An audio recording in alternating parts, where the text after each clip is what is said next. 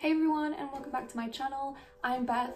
I'm a PhD student and I make videos about science, doing a PhD and living with tinnitus. If that's your kind of thing, then please consider subscribing and don't forget to click that notification bell to be notified when I release another video.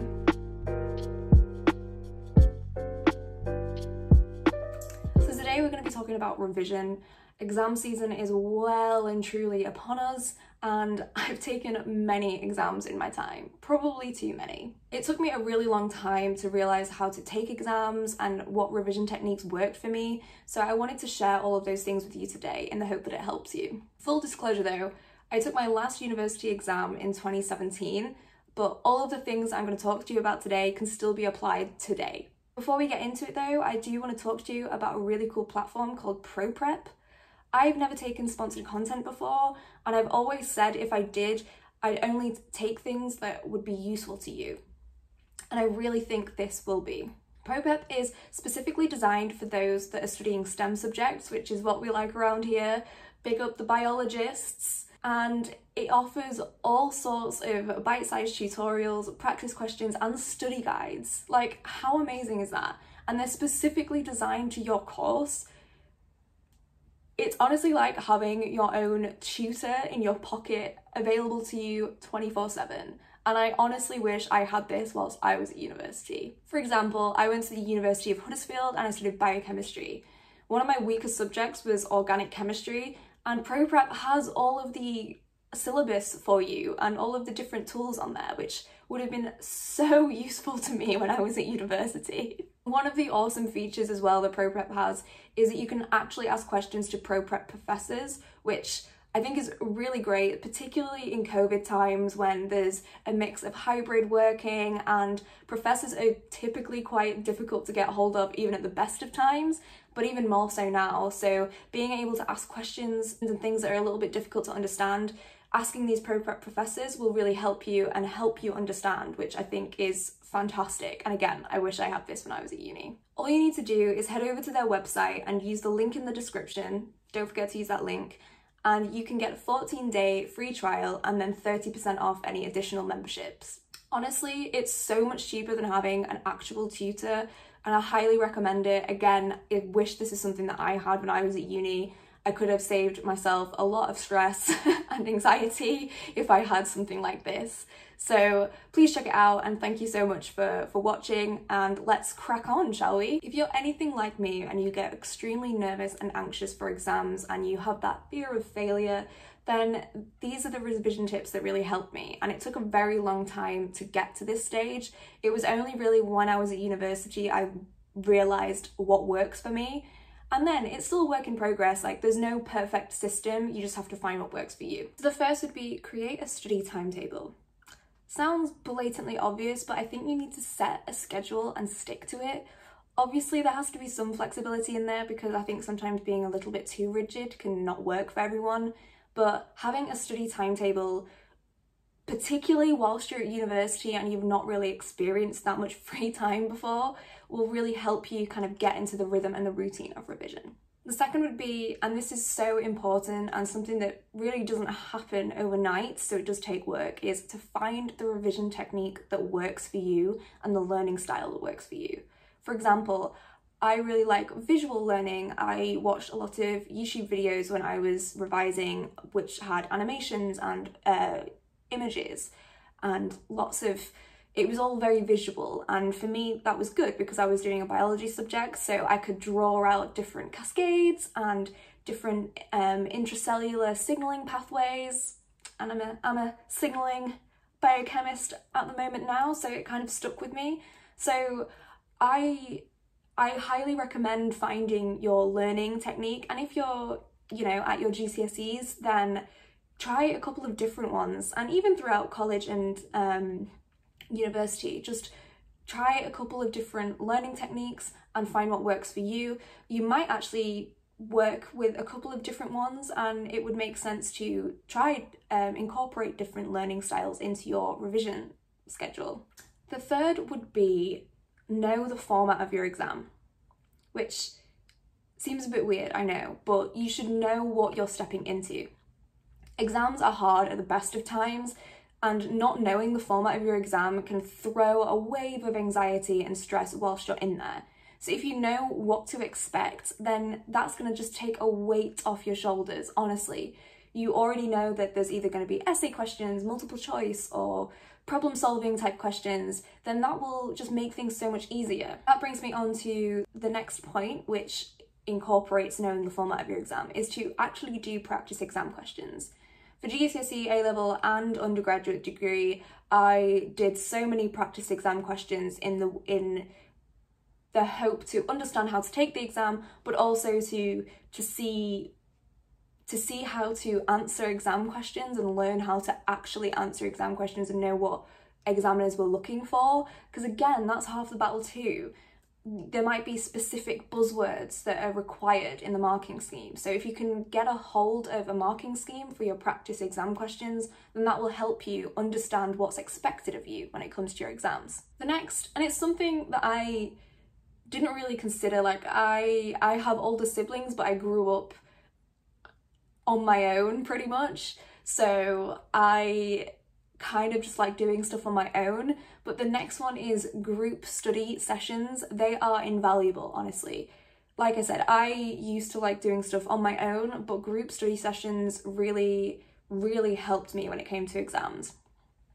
Just discussing with people, teaching people is great. And also you can break things down together, and the way that someone else might answer a question would be totally different to you, but you can then help each other and it might improve the way that you answer exam questions. I highly recommend it. Even if you do it virtually, which you can do these days, like I've signed up for like virtual writing retreats to do work, and that's been fantastic. I highly recommend it. It will be invaluable to you. And then on top of that, I would suggest gamifying your revision.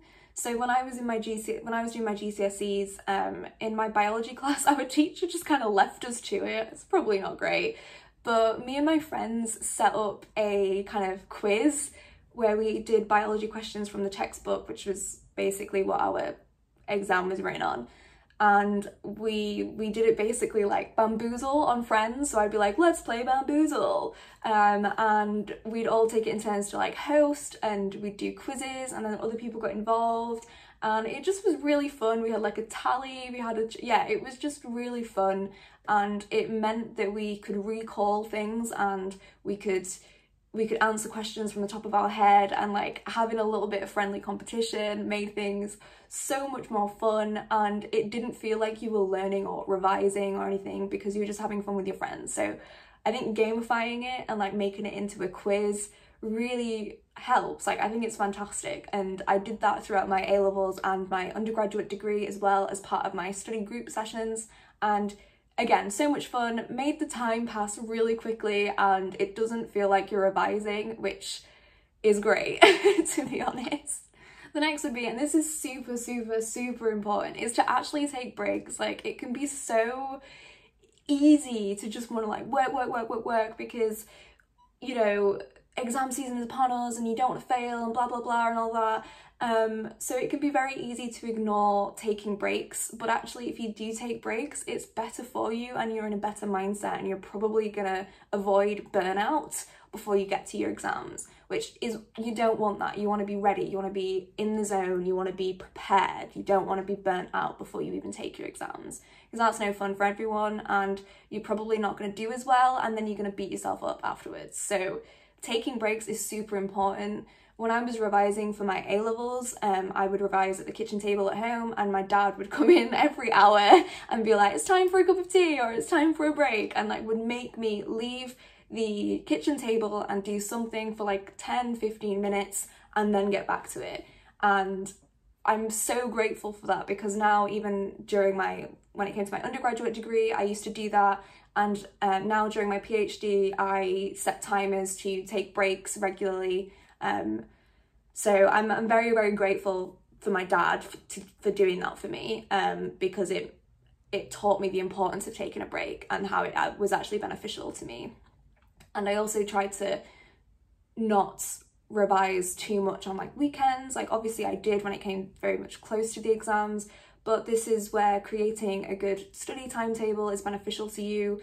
because you should incorporate breaks into that, because again, it's exceptionally important. You don't want to be working until you burn out. That's the best advice I can give you. Next one is avoid distractions. It's so much easier said than done. I know it. I find myself scrolling, and you know, social media just grabs us. And when I revised, I would either set apps on my phone like Forest, where it locks everything down but gives you a timer. And if you go on your phone, then a tree dies, which we don't want that because that's really sad. And other times I would just literally lock my phone away. I'd put it in a completely different room, in a drawer.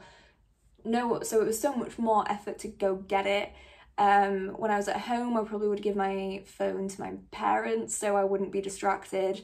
And yeah, I think you need to avoid those distractions. If you really need to, block websites on your computer, because I know it's easy, like mind wanders and then you're like, ugh, I'll just check this. And then 15 minutes to half an hour have gone and you could have been using that time effectively. So definitely avoid distractions where possible. The next one would be create a good working environment for yourself. That is different for everyone. So you're gonna have to play around with this and see what works for you.